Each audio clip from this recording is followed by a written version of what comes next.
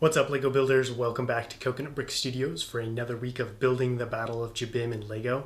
This week I'm going to be getting real serious with that shelter base. I bought some very expensive parts, two parts in fact, that totaled up to $20 for the base. I'm really hoping and add to the base or else I'm going to be pretty disappointed. I'm also going to be working on that front wall of rockwork, trying out that new technique that I was talking about in the previous episode of building the slopes front to back instead of side to side. All that being said, should be an action-packed week. If you're excited to see what I've got in store, don't forget to execute Order 66 on that like button.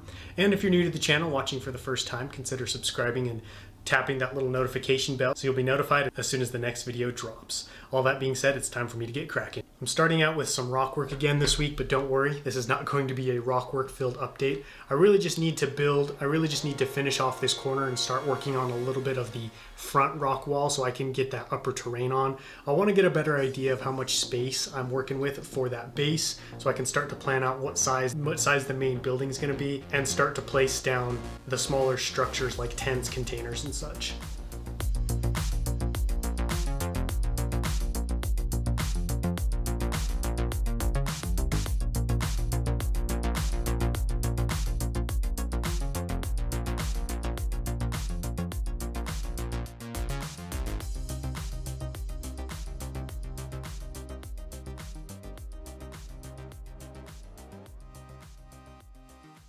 Before I show you guys the finished progress from that time lapse, I've got a little haul for you. This one is actually pretty sweet. I got some cool parts I'm excited to show you, but first, boring stuff. You can see I've got some more dark tan slopes. You've probably noticed in a lot of these hauls, there's a few slopes mixed in with just tons and tons of dark bluish gray and light bluish gray, and that's because I'm buying parts for two mocks right now, Jabiim and Coruscant, with the majority going towards Coruscant. So that's why they're mixed up. I don't want to take the time to sort them all out just for these little hauls. Some more in here, and then I got some foliage, some nice olive green leaves and cheese slopes, as well as some tile. But here on the bottom, this is what I wanted to talk to you guys about. We got two dark tan canvas tents. I don't know how many of you guys are familiar with these, but they came from an Indiana Jones set, I believe. I used to have these as a kid. Kind of wish I still had them because holy cow are these things expensive.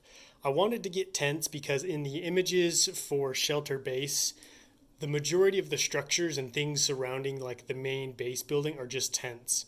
And so I figured I should include some. I was going to include more, but these are $10 a piece. And that was like pretty much the cheapest I could find. I think the next cheapest was like $6.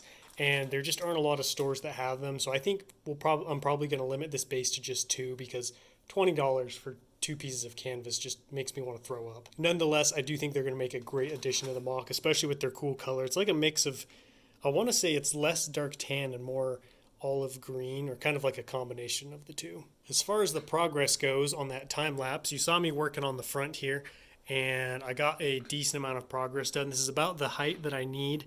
There's just a couple spots that are a little bit lower, but I'm going to leave those areas till I bring the plate over here so I can use some smaller slopes and cheese slopes and tiles to kind of plane in from the rock wall to the top terrain better. I really like the look of this new style. This whole front part right here is going to be angled back like this, whereas on the sides and the back, there's more slopes angled at a side going left and right. The second you look at this, you can tell the difference with all the slopes facing front. I honestly thought this was going to be a lot harder to do. I don't really know why. I think partly because I just never done it before, but really all you got to do is alternate the slopes so they're all at different heights so none of them match up with each other.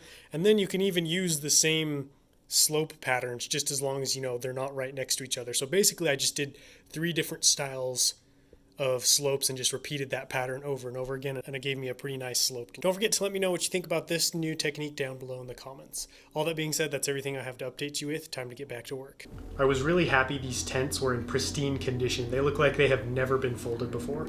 I'm just going to build the same tent frame that comes with this tent piece included in the Indiana Jones set. As soon as I started thinking about tents, these canvas tents popped into my mind. I actually had this Indiana Jones set as a kid, and I really liked it. I think the tents are a cool design, and it's kind of an olive green cover, and it's got some cool detailing. I think it should make a good fit to the base and gives off the right military vibe that I'm looking for.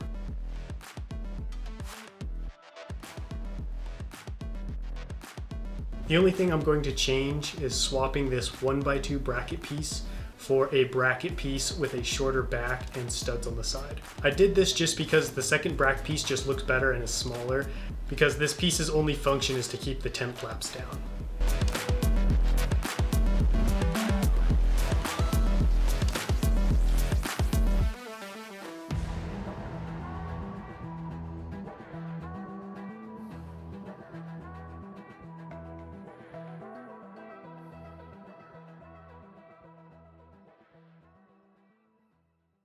Here's one last update for the week, and I have good things to show you guys. I continued to work on this front rock wall, and I finished building everything up to the correct height, and then as you can see, I brought the terrain over and connected the two right here. So I did something a little bit different than I normally do. On this back side, I just ran the plate all the way and connected it on top of the studs. But I actually over here dropped this plate down one stud, so it runs and meets into the back of the studs instead of sitting on top of them. The reason I did this is because all of these other places I'm going to have to put tiles on top of those plates that ran over the top of the rockwork, because I can't just have a bunch of studs exposed like this.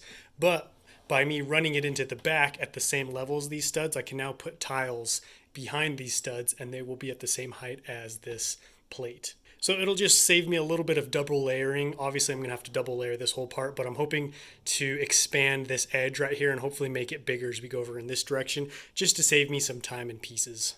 And when I do this technique, it allows me to get a little bit fancier and a little bit more detailed with the transition from terrain to rockwork. You can see I can add in more wedge plates, tiles, and slopes to create little areas that kind of look like they eroded back this way as stuff fell down in, and just to create just a more detailed look along this front. So I'm going to continue this rockwork on this way. I must say I'm very pleased with this. Now it's time to talk about the base. So I've got my two finished tents right there. They better make a great addition to this base with how expensive they were. I'm probably going to put that first crate right there, and then this is supposed to represent the foundation of the main base. This is the little cracked rock terrain technique in my latest mock tutorial video. If you haven't checked that out, I'll put a link to it up in the top of the video. But this is supposed to represent that main building. So I want to have it sit at the center of the base, and then the shield generator is going to run off the back right here. Probably not going to be able to make this part too much bigger because I need to have a hover tank right here and then an entire army right here and the rest of the base over here. So probably won't be much bigger than this, but I'm going to run a half circle right here in the front of tents and crates and other buildings, kind of surrounding the base. And then up here we'll have the little motor pool with the walkers and the hover tank. All in all, this mock is really shaping up. I am excited to really start to work on the base and build that main building area. These updates are really starting to get a lot more fun as I'm starting to experiment with new ways of sharing progress and building updates with you guys, as well as just building cooler things like the little crates and the tents. Even the rockwork's starting to get fun now that I'm trying out a new technique. All that being said, that wraps up this week. Time to hit the outro. I'm really happy with the progress that was made this week. I think now that I have the top of the base on, or now that I have the top of the terrain on and starting with the base, it's really starting to look like a mock. You know, it's starting to look finished, whereas before it was just kind of like this ring of rockwork and there wasn't much going on. And I'm excited to really add more and more detail to the top, because I plan on really taking my time up there and making this look and building some of the best landscape terrain I've ever done. Next week, I'm thinking about revisiting the ravine and breaking up some of the rockwork, because I want to try working some vines and other plants into the rock wall, as well as continuing on the base and maybe even a little bit of rockwork. All that being said, don't forget to let me know what you thought about this update down below in the comments, and I will catch you guys next time. But until then, happy building.